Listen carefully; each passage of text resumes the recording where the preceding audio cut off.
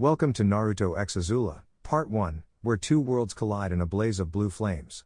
Let's dive right into this epic crossover adventure. Is this where we had ended up? Fighting to the death against someone I once considered my first friend? Why did everything have to end so badly? This mission was supposed to be about rescuing Sasuke, who was kidnapped by 4 sound ninjas. But with each attempt to save him, we left our comrades behind one by one: Choji, Neji, Kiba, Shikamaru, and finally Lee. They all risked their lives for a fellow Konoha ninja, even though Sasuke had been taken by Orochimaru of his own free will. I vaguely remembered the place where we were now fighting. If I recalled correctly, it was the Valley of the End, known for a battle between two of the greatest ninja rivals in history hundreds of years ago. To think that history was repeating itself once more. If only my last name were Senju, this would be a lousy parody of that great battle. Right now, we were both enveloped in the cloaks of the Kyuubi and were clashing, Sasuke with the second stage of his cursed seal, giving him a grotesque appearance. Were we really going to collide with our most powerful attacks like this? I could see the hatred and resentment in Sasuke's eyes. Was he really trying to kill me? Naruto. My response was to aim my Rasengan directly at him. Why did I hesitate so much to attack him? Maybe because I was naive, thinking that once this was over, everything would be the same. Nothing would ever be the same. Sasuke. Shouting with all my might, I extended my right arm, pointing my Rasengan at the person I might have considered a brother. How foolish I was. When our attacks collided, I saw them create a reaction that formed a strange dark sphere around us. Sasuke wasted no time throwing a punch at me. Me? I saw everything in slow motion. A part of me screamed to use my right hand with the Kyuubi's claws to stab Sasuke in the chest. I had to do it, I had to stop him. I hadn't thought about it earlier, but if Sasuke joined Orochimaru, he would come after the village, all our friends and acquaintances. I had to stop him to prevent him from hurting anyone else. I had to do it. Extending my arm, I launched a swipe at Sasuke, who could barely react. When I was just inches away from delivering the final blow, my last thought was, I'm an idiot. I lifted my arm and tore Sasuke's headband. Then, all I felt was that bastard's punch in my stomach, and everything around me shimmered in white. Slowly, I saw him disappear into the light, while I just fell. How could I kill the person I considered a friend? Tenzo Hatsumo was just a 126-year-old elder who worked as a doctor in a small village on the outskirts of the Earth Kingdom, now occupied by several squads from the Fire Nation. He had a common appearance, bald with a long beard and mustache that reached his chest. He dressed in the typical green and brown clothes of Earth Kingdom residents. He was currently walking along a path, carrying several branches on his back and leaning on his reliable wooden staff. In his long life, he had seen and experienced many things, like witnessing the Northern Water Tribe with his own eyes, climbing mountains to see the sky bison of the air nomads, seeing dragons in the renowned Fire Nation lands, and having a threesome with 2 beautiful women from the Water Tribe. Those were valuable memories he wouldn't forget, unless his senility worsened. It had been a long life with many experiences, and nothing could surprise him anymore. Except for the moment when the sky suddenly opened up, revealing a bright white light followed by a powerful explosion that knocked him down. In the midst of the chaos, the elder saw a silhouette amidst the light falling into the crater where the explosion had occurred. Once everything settled, Tenzo approached to see what had caused this disaster and was greatly surprised to find a young boy. Using his staff, he prodded the boy's ribs, and upon hearing a groan, he realized the boy was alive, which was a relief. He bent down to pick him up and place the young boy on his shoulder. Using his staff, he made his way back home, slowly carrying the boy on his shoulder. 3 broken ribs, atrophied muscles in his right arm and one of his legs, a serious head injury, and perhaps what worried him the most, a strange wound in the middle of the boy's chest, as if he had been pierced by some kind of unusual weapon with the width of a hand. Putting all that aside, what puzzled him most was that all these injuries had healed in just 3 days. A normal person would take months to recover from such damage. As he examined the boy's clothing, he found several weapons resembling those of a pirate, blades and star-shaped throwing weapons. Who was this boy? Well, now he would find out, as he sat by the bed where the boy was recovering. He had to wait until the boy woke up and start asking questions. This was also the first time in his life that he had seen someone with this type of hair. In silence, Tenzo looked at the unconscious boy on the bed. Taking his staff, he approached the boy. It was time to wake him up quickly and subtly. Crash! That was the sound of the old man's wooden staff hitting the boy's forehead hard. Upon the impact, the boy fell off the bed, holding his head in pain. You son of a... What's going on? Naruto stood up to see who had attacked him while he was asleep and found himself facing an elderly man with a white beard and a staff, sitting on a bed. "You old fool, what's your problem?" he growled while also grimacing in pain, clutching his sore right arm. "Don't be a crybaby, I just woke you up." The old man lazily walked around the small room he used for treating patients. Sitting in a chair, he watched the irritated blonde boy, who sat on the bed with crossed arms. "What kind of crazy person wakes someone up with a head blow?" Naruto muttered under his breath, looking around the unfamiliar surroundings with confusion.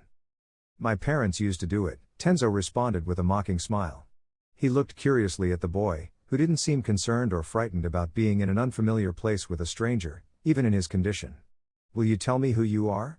he asked, changing the topic to find out who this boy was. In response, the boy smiled brightly and pointed at himself.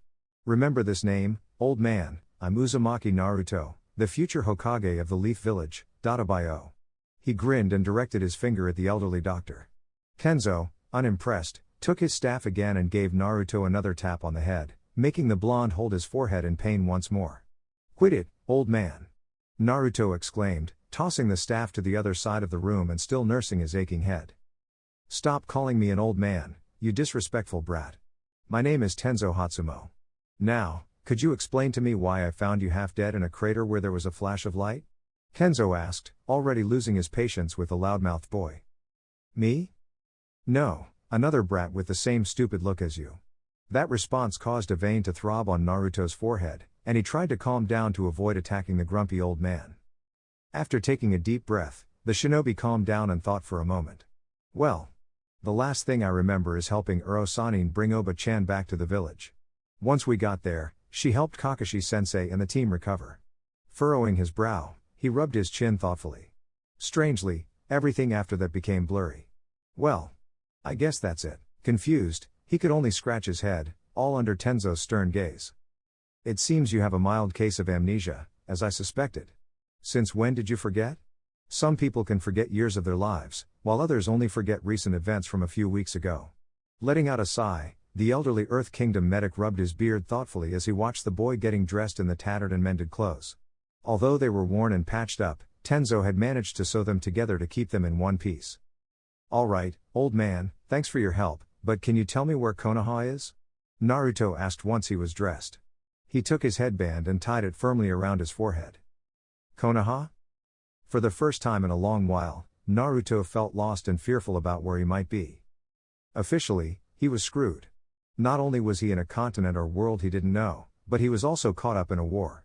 According to the old man, the war was between the Fire Nation and the Earth Kingdom, as well as various Water Tribe tribes. There used to be another group of people who controlled the element of air and were called the Air Nomads, but they had been exterminated long ago. He still didn't know how he ended up in this place or how he got so badly injured, but he was determined to find out and return home, even though he now had bigger problems.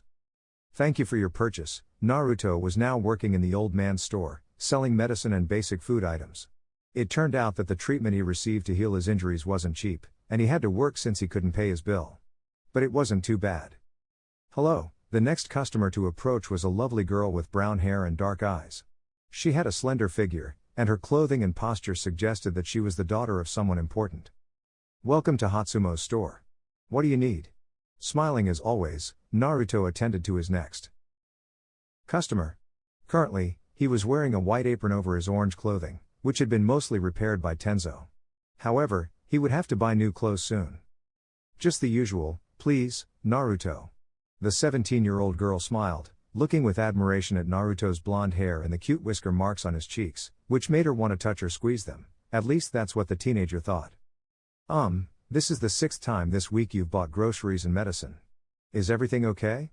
Walking behind the store counter, I gathered all the necessary items for the girl who leaned on the counter, looking straight at the boy. "Of course, it's just that I like seeing you every day to cheer me up. Are you free tonight?" This question almost made Uzumaki stumble down the stairs as he picked up some boxes of bandages. It only made the brown-haired teenager's smile grow even wider. Ara, you're so shy." Smiling inwardly, she watched him place everything he ordered. "I think so, May." Naruto replied, smiling awkwardly as he put everything on the table and stored it in a box. "Great, dinner at my house tonight, you know the way." Smiling broadly, she winked at the preteen and took his order, reaching into her sleeve to grab several silver coins and leaving them on the store's counter. Goodbye, she said her farewells to the blonde and left the store, leaving Naruto alone. He noticed that once again, the girl had overpaid. After the fourth time, he had given up on trying to tell her it wasn't necessary, but she insisted it was her tip. Lucky brat, muttered Tenzo, who had just entered through the store's back door, carrying wood. He left the wood in a corner of the store and saw his employee looking at the door with confusion. What's wrong? The old man asked, walking behind the counter to check the recent earnings. If you stay a virgin until 15, I'll be surprised. Take advantage of this, he said with more slyness, watching as the boy furrowed his brow. You old pervert, I'm not talking about that, at least not entirely. With a sigh, Naruto took off his apron and hung it on a rack. In my hometown, I wasn't exactly popular with girls. The only girl I really liked saw me as a weirdo, he said, dejected, earning a doubtful look from Tenzo. Weird, girls usually like your type, you know, the typical funny guys who make girls laugh. Blonde hair, blue eyes, and those cat markings are just a bonus. If that doesn't attract girls nowadays, I don't know what will, he said calmly while counting the money from the cash register. Thanks, I guess, Naruto shrugged. Hey, old man, I've been working here for a week now. How much longer until I can pay off my debt? He asked eagerly, excited to travel through this place and find a way back home. In fact, you paid off your debt 6 days ago. What? On your first day, you made a lot of sales and quickly paid more than 30 times what you owed me. What? And in these 6 days? Well, Tenzo smiled as he counted the money. It had been so long since he had seen so many silver coins in one place. With this, he could finally retire and live on the beach surrounded by beautiful women. You sly old man. Before Naruto could finish shouting at the old man, they heard loud knocks on the store's door. Old man, go to the back. The preteen had a 180-degree change of attitude and hurried behind the store counter. Don't take offense, kid, but they might kill you. Leave this to me. Without listening to the boy, Tenzo looked at the serious sight of the store's door being opened, allowing several black armored men with red accents to enter. They were armed with spears and swords, making it clear who they were, soldiers from the Fire Nation. Stay quiet, the old man said as he watched the soldiers stand in front of both occupants of the store. Naruto huffed and crossed his arms, staring seriously at the firebenders. Hatsumo, we've come for the tribute that the Fire Lord demands from the contributors living in this land now under the rule of the Great Fire Nation, the squadron leader, a muscular middle-aged man who had clearly been through war and survived, spoke. We've paid this month's tribute, Mr. Zen, Tenzo replied calmly, pulling a piece of paper from under the counter and handed it to the soldier. As you can see, I'm on time with all my payments as demanded by the Great Fire Lord. But their response was to see the document burned by a flame that erupted from the soldier's hand. Well, this time the tribute increases, and unless you want your place to end up as ashes, you'll pay us, he said with an arrogant smile, while the soldiers with him lowered their spears, pointing them at the old man, who maintained his composure but had a bead of sweat rolling down his forehead, fearful of what might happen. Well, old man, go eat or sleep, or whatever senile old people do. Unexpectedly, Naruto grabbed Tenzo and pushed him toward the back door of the store, leaving him outside. He smiled and turned his gaze back to the soldiers. Gentlemen, I can only ask you to leave this store, it can be the easy way or the hard way. The firebenders only smirked with mockery at what the young blonde said. There were 6 experienced soldiers against a 12-year-old. I'll forget what you just said if you pay the rent. The general stepped forward, his fiery fist aimed at the blonde. No. That simple response made the soldiers even angrier. Pay me the rent. All the masters took an attacking stance with a single objective. Make me. Nearby, a small group was entering the city. 3 girls in total. The tallest had dark hair tied up with pins to keep her hairstyle in place, dark eyes matching her long hair, and somewhat pale skin. She wore a long yukata that covered most of her body, leaving only her hands and face exposed. Walking with the grace of a queen, she walked alongside her 2 companions, although she couldn't help but look annoyed to her right, where another girl was. The second girl had a more cheerful appearance due to her pink and beige outfit. She wore a top covering her upper body and loose pants that allowed for more freedom of movement. Her hair was chestnut, braided, and her eyes were brown. Strangely, the girl was barefoot and walked on her hands, displaying great dexterity as she didn't seem tired at all from walking with the other 2 girls. The youngest of the 3 was around 16, wearing dark armor with red edges that covered most of her body. She was slim, and her skin was somewhat pale, though not as much as the tallest girl. Her hair was dark, with 2 strands covering her face and highlighting her golden eyes. Could you stop walking on your hands, Ty Lee? We're almost at the city of Ranwa, Azula, as she was now called, scolded her younger companion. Don't be a killjoy, Mai. It's not my fault this place is boring, Ty Lee replied with a carefree smile, doing handstands and flips before jumping and landing on her feet. She had a wide grin on her face. Anyway, why are we here, Azula? We could be kicking some earthbender butts in the Earth Kingdom near Ba Sing Se, the chestnut-haired girl addressed Azula, who only smiled. There are rumors that there are earthbenders in this place, or at least there will be, and if we find them, they'll perish, Azula explained, and then continued walking, ignoring the worried glances from her 2 companions who followed her. Once they reached the city, everything seemed normal. The soldiers from their nation patrolling the area, and the civilians living there were going about their routines. Is that it? How boring, Ty Lee remarked, crossing her arms and sighing with boredom. She looked around, hoping to find something to entertain herself, and had to stop when she heard sounds of a scuffle. Curious, she turned her gaze to a medicine shop. Girls, do you hear that? She asked, intrigued, pointing at the closed door that was occasionally being pounded. Mai and Azula stopped to look in the direction Ty Lee was pointing. Raising an eyebrow, the Fire Nation princess watched as the door suddenly burst open, sending a soldier from their nation crashing into a wooden cart. Another loud crash followed as the shop's window shattered, and another soldier was flung out. A whistle was faintly heard, and the 3 teenage girls watched with curiosity as a boy of 12 or 13 years old dragged 4 soldiers and tossed them into the street as if they were mere trash. Their interest grew with his appearance, blonde hair and blue eyes, which was unusual. What a way to leave, Naruto said with a big smile, exiting the store with a backpack on his back that had been thrown to him by old Tenzo, who had at least given him something to carry his few possessions. So, do you want more? He smiled challengingly, noticing more Fire Nation soldiers arriving to form a circle around him. Stop. You're under arrest for attacking Fire Nation soldiers and disturbing the peace. Azula and her companions maintained their distance, watching how things were about to unfold with a group of more than 15 soldiers against this young boy. If you think you can stop the great Uzumaki Naruto, you're mistaken. Naruto shouted, forming a hand seal, causing a smoke explosion that astonished the onlookers. Several gasped when an exact copy of the boy appeared in the peculiar white smoke. Just one? Although the young ninja was disappointed that only one copy appeared, he hadn't fully recovered and his chakra was far from being at 100%. He's a wizard. Kill him.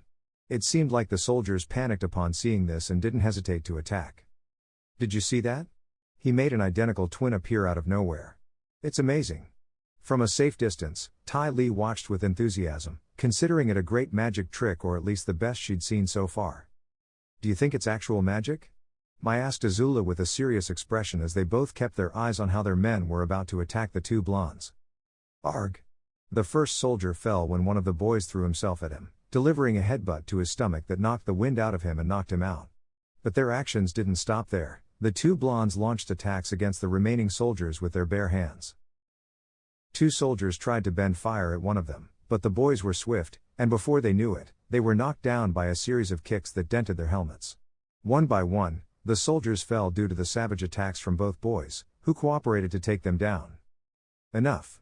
In a fit of rage, a firebending master successfully launched a fiery punch at one of his targets. To his surprise, it exploded into a cloud of smoke. Before he could react, he was struck in the face, sending him rolling several meters to crash into a house. Naruto landed on his feet and quickly ducked to avoid being stabbed with a spear. He grabbed the wrist of his attacker and threw him forcefully to the ground, causing the sound of bones breaking upon impact. Taking the spear, Uzumaki broke the blade off, leaving only the wooden shaft.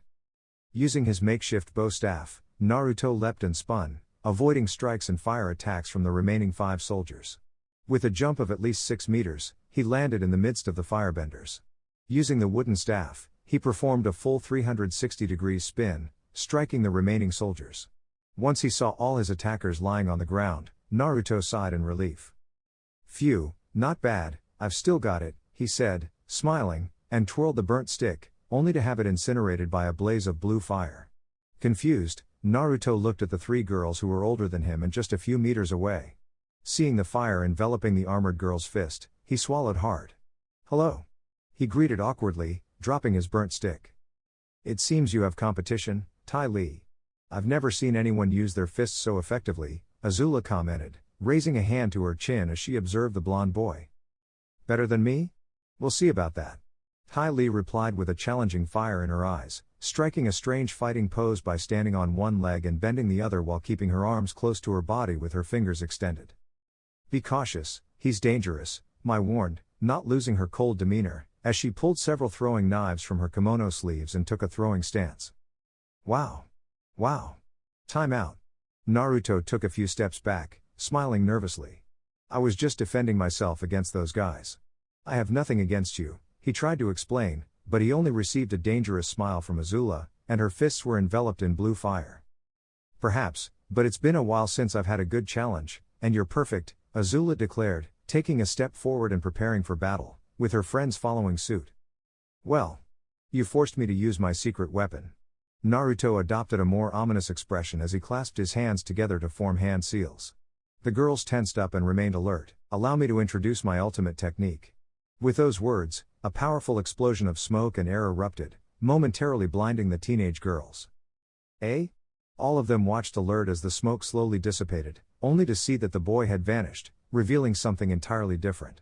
Before the girls' eyes stood a woman with blonde hair tied into two ponytails. She was an older, female version of the boy who had been there. The most bewildering part for the teenagers was that she was naked, displaying proportions none of them had thought possible. Sexy no jutsu smiling, the blonde woman couldn't help but mock the girls as they froze in disbelief. However, this didn't last long, as she had to crouch to avoid being burned by a fireball. Hey, be careful. The blonde woman shouted and had to roll on the ground to evade some thrown blades. Awesome. She's a witch. It seemed Ty Lee got excited when she saw what the boy or girl was capable of. However, this was not the case for Mai, who was just irritated by this disrespectful and promiscuous act. Azula, on the other hand, had other thoughts. Impressive fighting skills, creating a copy of themselves and changing form. Interesting. The Fire Nation princess smiled and sent several fireballs that forced the naked blonde to retreat. If you think this perverted act will save you, you're mistaken. The black-haired girl was about to attack again but stopped when she saw the blonde woman stand up and smile. Do you think so? See you, dummies. Much to the princess's fury, the blonde exploded in a puff of smoke, revealing the boy running away in the distance. Capture him. Azula ordered, determined to apprehend the elusive intruder. In a calm forest near the mountains, we see a bright spot of orange. It's a young boy with blonde hair, dressed in an orange jumpsuit with blue accents, and carrying a backpack on his back. The boy was making gigantic jumps, allowing him to move from branch to branch of the giant trees around him. It was hard to believe that a preteen could make jumps of more than 30 meters as if it were the most normal thing in the world. After landing in a green clearing, Naruto sighed and smiled. He was lucky that his pursuers were as fast as regular civilians, making his escape easier. Well. Now what? He wondered as he sat in the green meadow. He checked his backpack and pulled out a map, furrowing his brow. He could only sigh. Who could help him with his problem? He needed someone old and wise who knew what he needed. For now, he just had to keep moving. Taking the map, he decided to head north. Raising an eyebrow, he felt vibrations coming from the ground as he placed his hand on it. The vibrations were getting stronger by the second. Turning around, he found three creatures emerging from behind the trees. They looked like giant lizards, running at full speed towards him. He also noticed that these three beasts were being used as mounts by the three girls who had attacked him just minutes ago. Leading the group was the girl in armor with a disturbing gaze. Did you think it would be so easy to escape? Azula asked as she dismounted to extend her arm and shoot a burst of fire, forcing the shinobi to jump from side to side. Oh, come on. Starting to run at full speed, Naruto climbed the trees, jumping from tree to tree. Looking behind him, he saw that the three lizards had no trouble keeping up. Wow, he's fast. Going with the girls, Ty Lee could only admire and be amazed at how the boy could run at such speed and move through the trees like the best acrobat. But not faster than me. Standing up on her mount, the brunette jumped and, taking Azula's hand, was launched at the blonde. I've got you. Flying through the trees, she reached her target and caught him by the torso. What? Mai looked confused as her friend caught a tree trunk instead of the shinobi. Looking from a distance, she saw the boy far away on a tree. It's a trap. Grabbing the reins of her steed, she saw that the boy had white weapons in his hands. On a branch, Naruto began to throw several kunai that cut the reins of the mounts, causing the three teenage girls to lose their rides, which ran off into the forest. Both Azula and Mai fell and rolled on the ground and saw the shinobi smiling as he fell in front of them. Ha! That was fun, but now I have to go. Turning around, the blonde was about to leave, but when he looked up, he found Ty Lee falling on him. They collided and rolled on the ground, only for the Uzumaki to push the girl away with his legs and get up. The boy had to dodge the brunette, who was delivering fast blows and strange maneuvers that were hard to predict.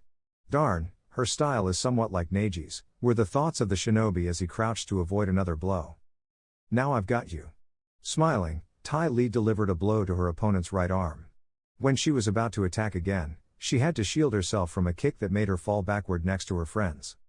You're good, but it takes more than just a. Naruto stopped his words when he realized he couldn't move his right arm. Balancing his body, he saw that his arm was hanging uselessly.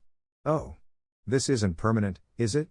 He asked fearfully, looking directly at the cheerful pink-haired girl who only smiled. Of course not. You'll recover in a few minutes, assured the girl, taking a fighting stance again.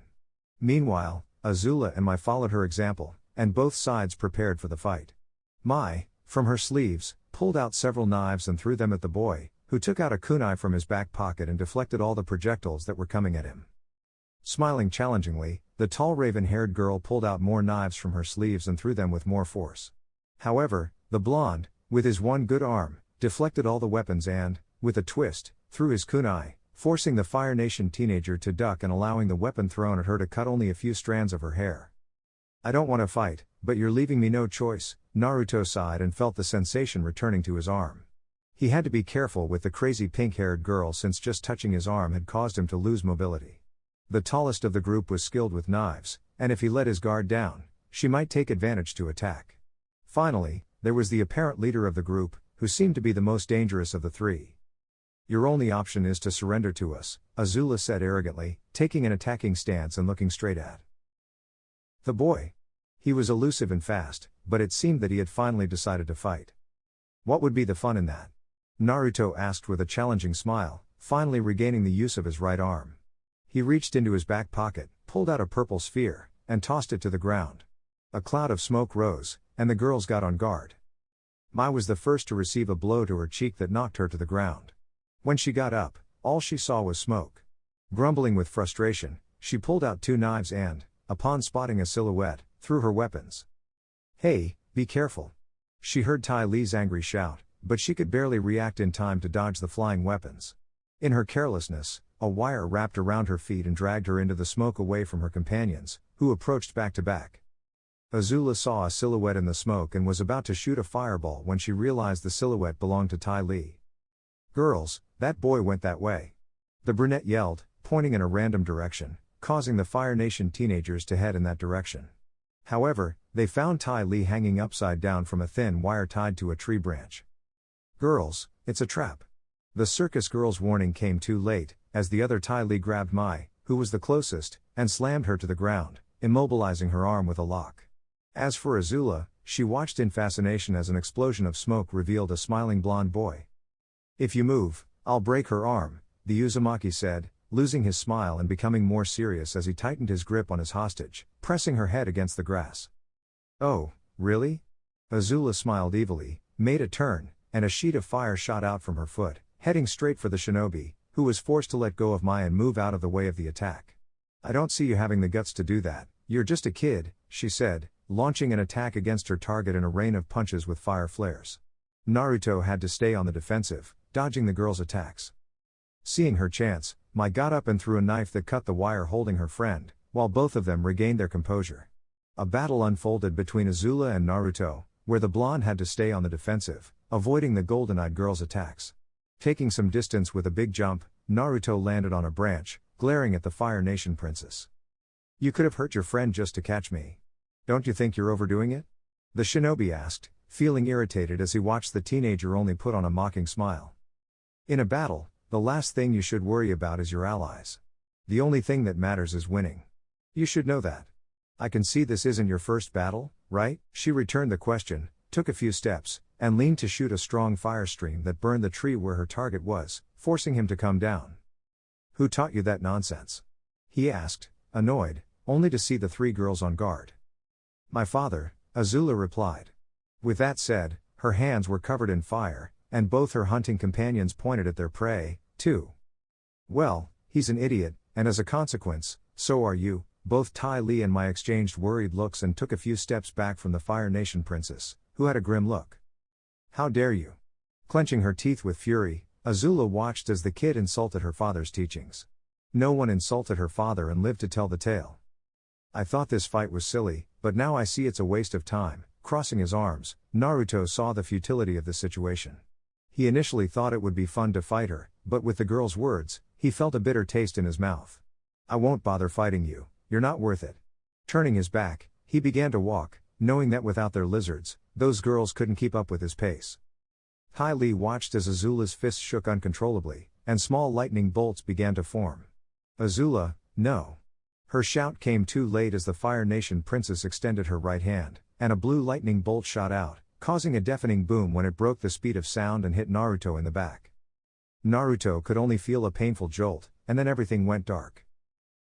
It was all darkness, and the pain in his back wasn't helping. Slowly opening his eyes, Naruto saw that he was hanging from his arms with a chain tied around his hands and a steel block securing his feet. Dazed, he felt something wet against his lips, and though he hesitated at first, he started to drink, realizing it was fresh water. Drinking slowly, he gradually opened his eyes. Are you okay? Naruto could slowly see that the person giving him water was the girl in pink attire with brown hair. He could see her concerned expression as she offered him some more water. No. He grumbled, raising his head to see the thick chain keeping him hanging with his feet trapped in a metal box. I feel like I've been hit by a damn lightning bolt. He was disoriented and felt the pain in his back, realizing he had been attacked from behind.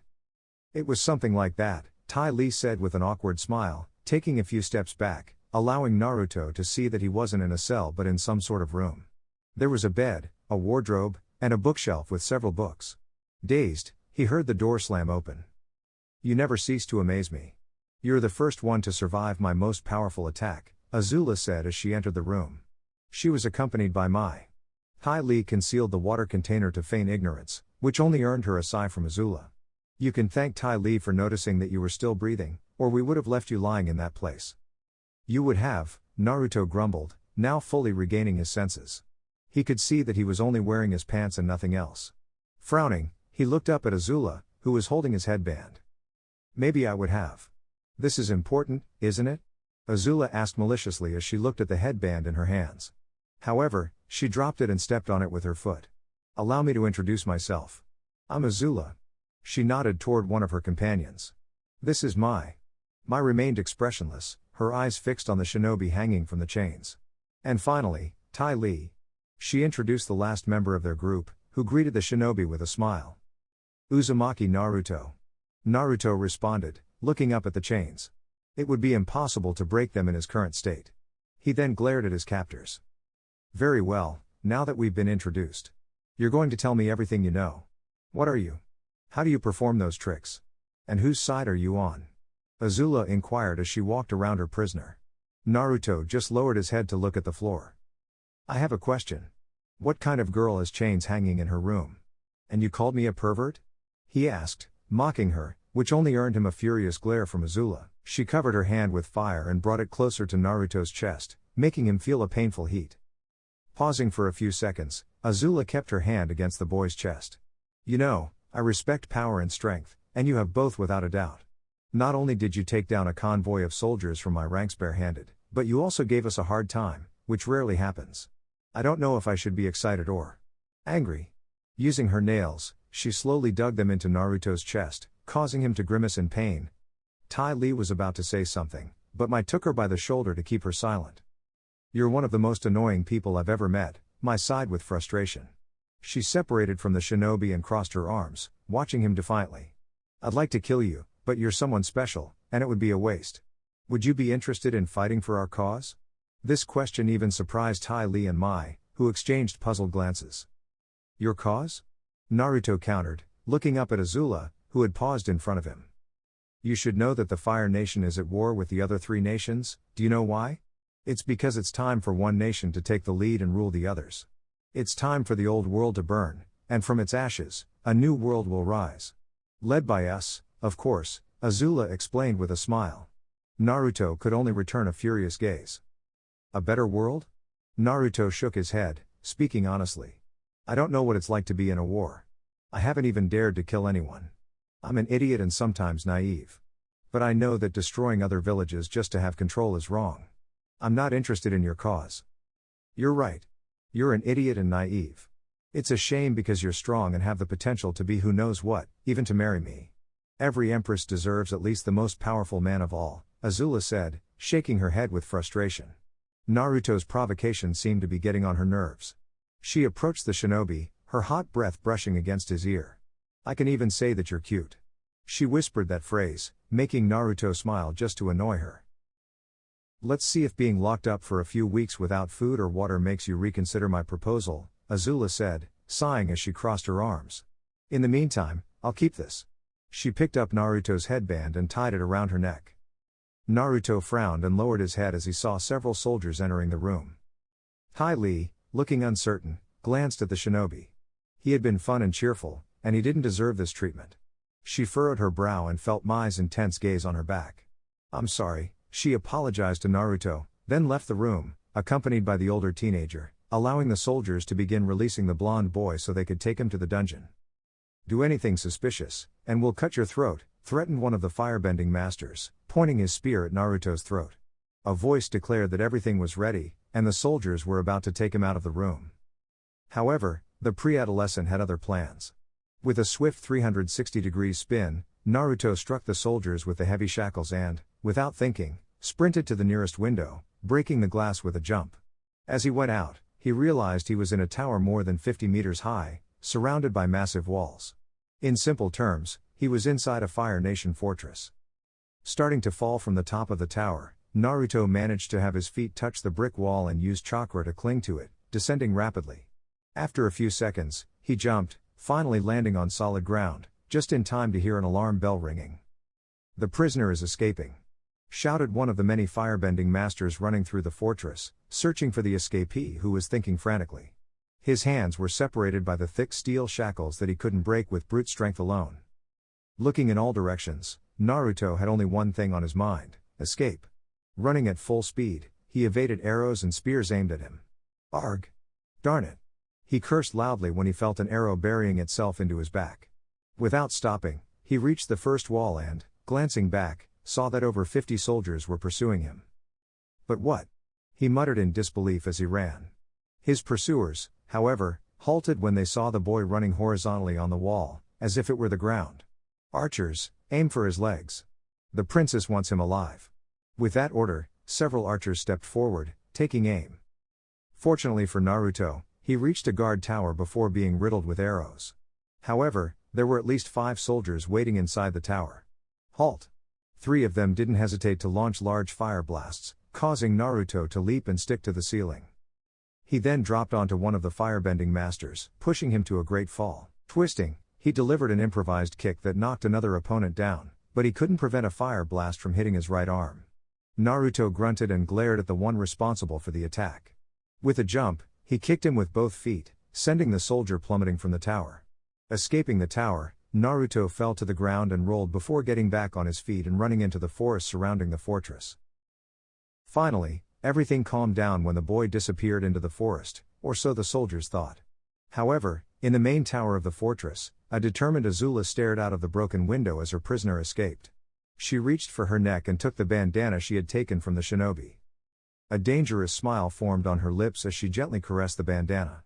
It seemed that her hunt was far from over. This stays among the soldiers.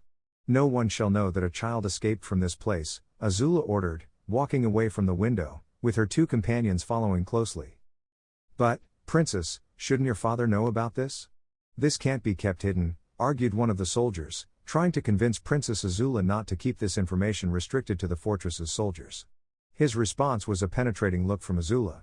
She pointed her finger at the firebending master, and a small bolt of lightning shot through his chest, causing him to fall to the ground like a sack of sand, creating tension among those present. Didn't I make myself clear? Azula asked as the lightning bender, who had just taken a life to uphold her order, pulled the body of his fallen comrade away.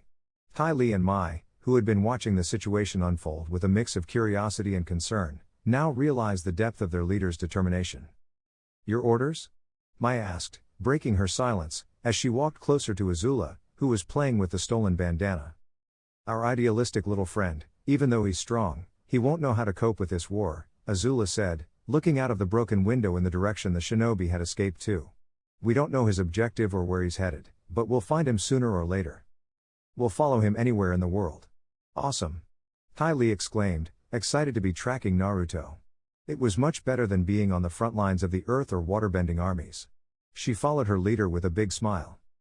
Mai, on the other hand, raised an eyebrow and silently followed Azula. She wondered if it was strange that her friend was so eager to find someone. Had that boy made a good impression on her to the point that she was willing to chase after him? She couldn't quite figure it out but decided not to ask for now. The sun was setting on the horizon in a dark forest. Nocturnal animals began to rule the night, and the cold of the evening embraced the woods. But in the distance, a trail of blood drops led to a cave where a silhouette sat in front of a campfire. It was Naruto, looking at his only remaining possession, his orange pants. It was his first day out of the shop, and this was happening. He was in a damp cave, semi-naked, wearing only his pants, and the worst part was that he had lost the headband Iruka-sensei had given him. Glancing at his shoulder, he saw the arrow that had pierced him a few hours ago. It was the first time someone had shot him. Taking a deep breath, he pulled out the arrow and groaned in pain. He watched as the wound slowly closed, and the bleeding stopped. For once, having that furball is helpful, Naruto said to himself, smiling at the thought of the giant furball, the QB. It could know something about what was happening. But how could he contact it? He wasn't sure how, or at least he had one idea, though it wouldn't be pleasant. He let out another sigh and looked around the cave. His gaze fell on a rock wall, and the idea hit him. This was going to hurt a lot. Running at full speed, he aimed his head at the rock wall and rammed it hard. He collapsed, unconscious, after the impact.